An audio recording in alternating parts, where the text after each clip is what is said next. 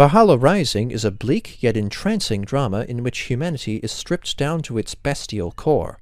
One-Eye, Mads Mikkelsen, is a fierce, mute Viking warrior enslaved by the Romans in frigid Scotland. After escaping, One-Eye is inducted into a doomed expedition to the Holy Land.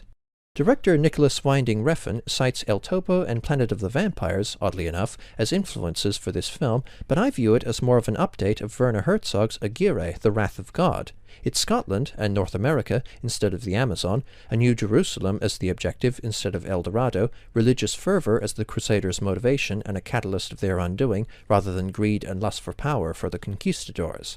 Speaking of Aguirre, Mikkelsen is just as intimidating as Klaus Kinski without saying a single word. Mikkelsen's performance as One-Eye is symbolic of the film itself, brooding quiet, punctuated by moments of extreme brutality. Despite his barbarism, there is a simple nobility to One-Eye when compared to the Crusaders he journeys with. A chieftain observes that hate is the reason One-Eye never loses a fight. Recurring red-tinted scenes show us One-Eye's visions of future events, but we also see side-on shots of One-Eye in the same harsh color scheme, but with his ruined eye on both sides of his face. With this ruined eye being an old battle wound, and the association these scenes invite with his mental state and visions, they may symbolize One-Eye's savage nature and the aforementioned hate that drives him. If this is the case, then I believe these scenes are red herrings. One-Eye is a fearsome warrior, and at one point he does disembowel somebody, but overall his kills in the film are in self-defense. One-Eye fights to free himself and survive, which are very fundamental reasons. He is also compelled to protect a young boy, who was the only survivor of his escape from the Romans. But again, look at the Crusaders. The first time he encounters them, they had sacked a village of innocent pagans. The general pursues the New Jerusalem at all costs, with little regard for the lives of his men. He stabs his lifelong friend for a perceived betrayal, and the group, while hopelessly adrift in the ocean, even attempts to murder the boy because they believe he cursed the voyage.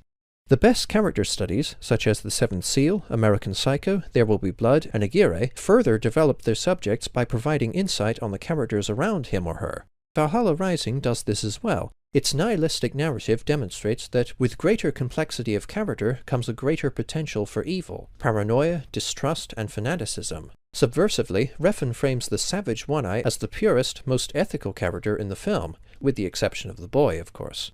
The narrative is slow but enthralling, with an oppressive atmosphere that intensifies as the Crusaders' situation worsens. You feel their hunger and weariness, and the world and their god are indifferent to their suffering. Like The Shame by Ingmar Bergman, Valhalla Rising depicts the inexorable decline of humanity when survival and conceit penetrate our civilized selves, but also, in the stolid, ever-watching One-Eye, the animalistic purity of when survival is the sole thing that drives us. The only thing I don't like about Valhalla Rising is some of its effects. This is a grueling, graphically violent film, so some of the canned sound effects and the CGI blood here and there does take me out of the movie a little.